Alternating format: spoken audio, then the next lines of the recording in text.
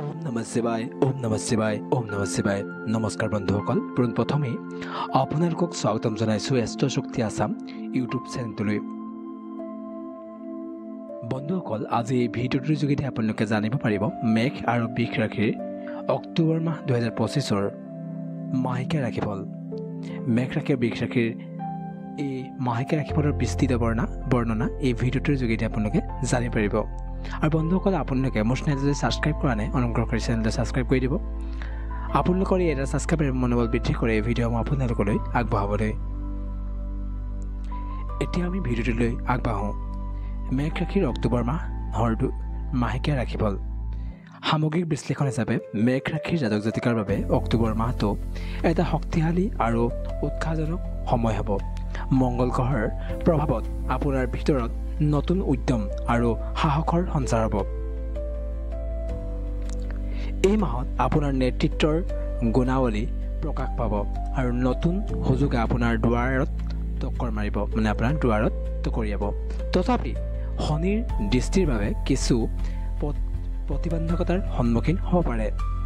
ধৈৰ্য আৰু সংযমৰ জৰিয়তে এই মাহটো প্ৰত্যেকটো পদক্ষেপ আগুৱাই নিয়ক, তেতিয়া আপুনি আজি এই মাহটো শুভ ফল লাভ কৰিবলৈ সক্ষম হ'ব। ব্যক্তিৰ জীৱনৰ ক্ষেত্ৰত এই মাহটো আপোনাৰ মেঘ ৰাশিৰ কেনেকুৱা হ'ব? ব্যক্তিৰ জীৱনৰ ক্ষেত্ৰত এই মাহত আপুনি নিজৰ লক্ষ্য আৰু সপোনৰ ওপৰত অধিক মনোযোগী হ'ব। পৰিয়ালৰ সৈতে কিছু গুৰুত্বপূৰ্ণ আলোচনা হ'ব পাৰে এই মাহটোত, যিয়ে আপোনাৰ সম্পৰ্কত গভীৰ কৰি তুলিব। অতীতৰ কিছুমান অমীমাংসিত বিষয় এই মাহত সমাধান হ'ব পাৰে। বন্ধু বান্ধৱৰ সৈতে সময় কটোৱাৰ ফলত আপোনাৰ মনত সতেজতা আহিব এই মাহটোত। তথাপি অতিৰিক্ত উত্তেজনা বা তৰ্কৰ পৰা নিজকে বিৰত ৰাখিবলৈ চেষ্টা কৰিব। প্ৰেম আৰু দাম্পত্য জীৱনৰ ক্ষেত্ৰত মেঘ ৰাশিৰ বাবে প্ৰেমৰ ক্ষেত্ৰত অক্টোবৰ মাহটো ৰোমান্টিক আৰু উষ্ণ হ'ব। শুক্ৰৰ প্ৰভাৱে আপোনাৰ প্ৰেম জীৱনত মধুৰতা আনিব। যদি আপুনি অবিবাহিত তেন্তে এই মাহত নতুন মানুহৰ সৈতে পৰিচয় হ'ব পাৰে, যাৰ ফলত এটা সুন্দৰ সম্পৰ্কৰ আৰম্ভ হ'ব পাৰে এই মাহটোৰ পৰা আপোনাৰ জীৱনলৈ। দাম্পত্য জীৱনত সংগীৰ সৈতে মানসিক সংযোগ গভীৰ হ'ব, কিন্তু সৰু সুৰা কথাত মতানৈক্যৰ পৰা অলপ সাৱধান হ'ব লাগিব। খোলাখুলিকৈ কথা বতৰাই সম্পৰ্কক আপোনাৰ মজবুত কৰিব। শিক্ষাৰ ক্ষেত্ৰত এই মাহটো কেনেকুৱা হ'ব? শিক্ষাৰ ক্ষেত্ৰত এই মাহটো মেঘ ৰাশিৰ জাতক জাতিকাৰ বা ছাত্ৰ ছাত্ৰীৰ বাবে প্ৰতিশ্ৰুতিশীল হ'ব। আপুনি প্ৰতিশ্ৰুতিশীল হ'ব এই মাহটোত, আপুনি যে এই মাহটোত মই শিক্ষাৰ ক্ষেত্ৰত মই এই কাৰ্য কৰিম বা আপুনি সেই প্ৰতিশ্ৰুতিশীল হ'ব এই মাহটোত। বুধৰ শুভ প্ৰভাৱে আপোনাৰ বুদ্ধি শক্তি আৰু স্মৰণ শক্তি তীক্ষ্ণ কৰিব এই মাহটোত। প্ৰতিযোগিতামূলক পৰীক্ষাৰ প্ৰস্তুতিৰ বাবে এইটো এটা উৎকৃষ্ট মাহ বা সময় হ'ব। তথাপি অধিক মনোযোগৰ বাবে পঢ়া শুনাৰ সময়ত আপুনি বিভ্ৰান্তিৰ পৰা দূৰত থকাটো গুৰুত্বপূৰ্ণ হ'ব।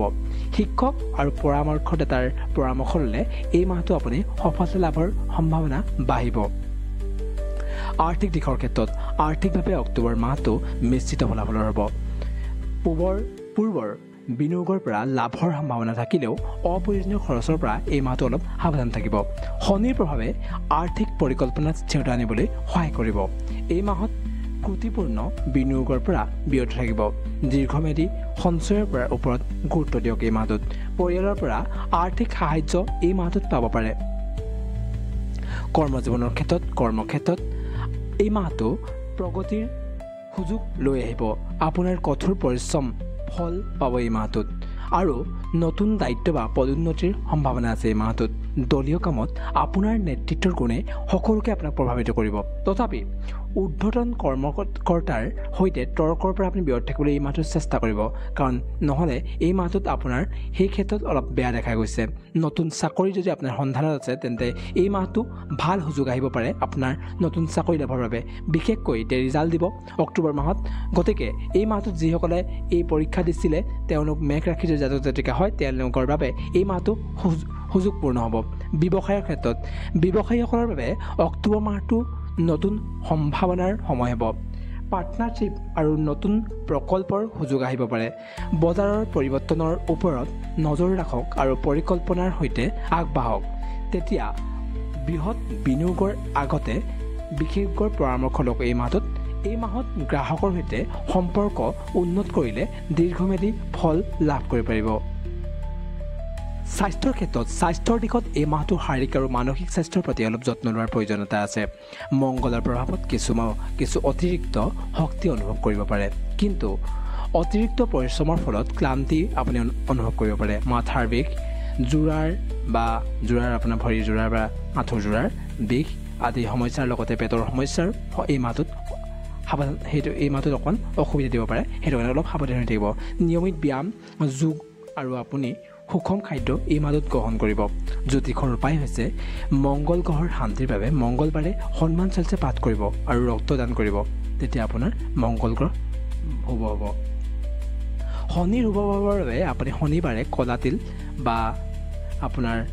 তিল আপুনি দান কৰিব পাৰে বা তিলৰ তেলো দান কৰিব পাৰে। আপুনি প্ৰতিদিন গণেশৰ পূজা কৰিব আৰু ওম গং গণপতায় নমঃ মন্ত্ৰ 108 বাৰ জপ কৰিব দৈনিক।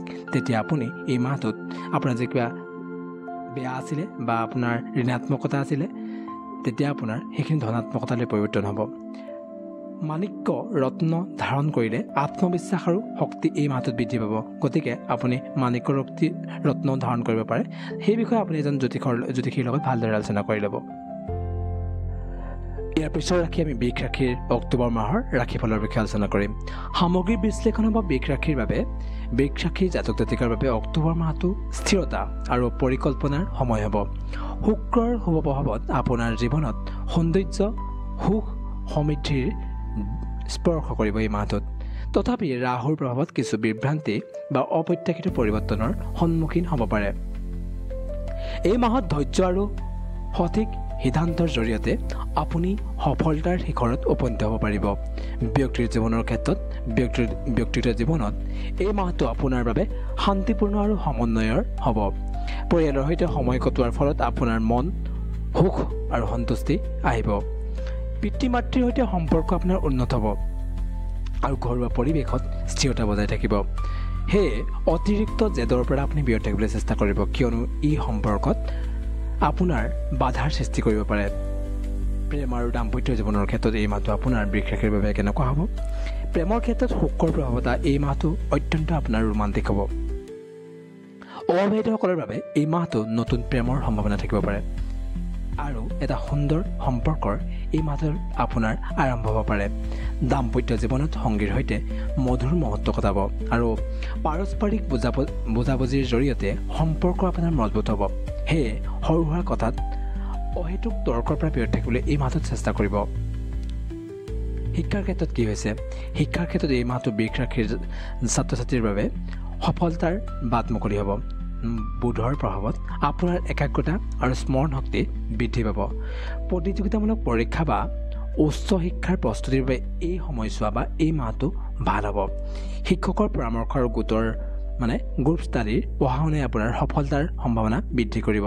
সেয়ে অতিৰিক্ত সামাজিক মাধ্যমৰ ব্যৱহাৰৰ পৰা এই মাহটো আপুনি বিৰত থাকিবলৈ চেষ্টা কৰিব। আৰ্থিক ক্ষেত্ৰত আৰ্থিকভাৱে এই মাহটো স্থিৰতা হ'ব। শুক্ৰৰ প্ৰভাৱত অতিৰিক্ত আয়ৰ উৎসৰ সম্ভাৱনা আছে। পূৰ্বৰ বিনিয়োগৰ পৰা লাভৰ হ'ব পাৰে এই মাহটোত আৰু নতুন আৰ্থিক পৰিকল্পনাৰ বাবে এইটো এটা ভাল সময় হ'ব। সেয়ে বিলাসী সামগ্ৰীৰ ওপৰত অতিৰিক্ত খৰচৰ পৰা আপুনি এই মাহটো বিৰত থাকিবলৈ চেষ্টা কৰিব।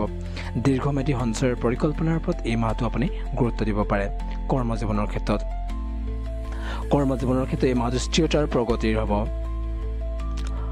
আপোনাৰ কঠোৰ পৰিশ্ৰমৰ স্বীকৃতি পাব আৰু ঊৰ্ধ্বতন কৰ্মকৰ্তাৰ পৰা প্ৰশংসা লাভ কৰিব পাৰিব। আপুনি নতুন প্ৰকল্প বা দায়িত্বৰ সুযোগ আহিব পাৰে। সেয়ে ৰাহুৰ প্ৰভাৱত কৰ্মক্ষেত্ৰত সৰু সুৰা বিভ্ৰান্তিৰ সন্মুখীন হ'ব পাৰে। ধৈৰ্য সৈতে কাম কৰিলে আপুনি সফলতা এই মাহটোত নিশ্চিতভাৱে লাভ কৰিব পাৰিব। ব্যৱসায়ৰ ক্ষেত্ৰত ব্যৱসায়ৰ বাবে এই মাহটো লাভজনক হ'ব। শুক্ৰৰ প্ৰভাৱত গ্ৰাহকৰ সৈতে সম্পৰ্ক উন্নত হ'ব আৰু নতুন চুক্তি বা পাৰ্টনাৰশ্বিপৰ সম্ভাৱনা এই মাহটোত আপুনি লাভ কৰিব। গতিকে আপুনি নতুন পাৰ্টনাৰশ্বিপ কৰিব পাৰে। সেয়ে বৃহৎ বিনিয়োগৰ আগতে বজাৰৰ পৰিস্থিতি আপুনি ভালদৰে বিশ্লেষণ কৰিহে আপুনি বৃহৎ বিনিয়োগ কৰিব। পৰিকল্পনাৰ সৈতে আগবাঢ়িলে দীৰ্ঘম্যাদী লাভৰ সম্ভাৱনা এই মাহটোত বৃদ্ধি পাব। স্বাস্থ্যৰ ক্ষেত্ৰত স্বাস্থ্যৰ দিশত এই মাহটো বিশেষ যত্ন লোৱাৰ প্ৰয়োজন আছে। ৰাহুৰ প্ৰভাৱত মানসিক চাপ আৰু অস্থিৰতাৰ সম্ভাৱনা আছে। আপোনাৰ হজমৰ সমস্যা বা আপোনাৰ পেটৰ সমস্যা আদি আপোনাৰ এই মাহটোত আপোনাৰ ডিঙিৰ সমস্যা হ'ব পাৰে আদি সমস্যাই এই মাহটোত অলপ অসুবিধা কৰিব পাৰে নিয়মিত যোগ ধ্যান আৰু সুষম খাদ্যৰ দ্বাৰা স্বাস্থ্য উন্নতি কৰক এই মাহটোত পানীৰ পৰিমাণ বৃদ্ধি কৰি শৰীৰক হাইড্ৰেশ্যন কৰি বজাই ৰাখক আপুনি পানীৰ দেহত পানীৰ পৰিমাণটো কমিবলৈ নিদিব আপুনি উপযুক্ত পৰিমাণৰ পানী খাই আপুনি হাইড্ৰেট কৰি ৰাখক বডিটো জ্যোতিষৰ উপায় হৈছে শুক্ৰৰ শান্তিৰ বাবে শুক্ৰবাৰে মা লক্ষ্মীৰ পূজা কৰক আৰু দৈ বা শুদ্ধ ঘিউ দান কৰক ৰাহুৰ প্ৰভাৱ কমাবলৈ শনিবাৰে দুৰ্গাৰ পূজা কৰক আৰু ওম ৰাং ৰাহুই নমঃ মন্ত্ৰ 108 জপ কৰক প্ৰতিদিন আপুনি গণেশৰ পূজা কৰক ওম গং গণপতায়ে নমঃ মন্ত্ৰ জপ কৰক লগতে হীৰা বা উপিল ৰত্ন ধাৰণ কৰিলে আৰ্থিক আৰু মানসিক স্থিৰতা বৃদ্ধি পাব সেইবুলিও এই ৰত্ন ধাৰণৰ ক্ষেত্ৰত আপুনি এজন জ্যোতিষীৰ বা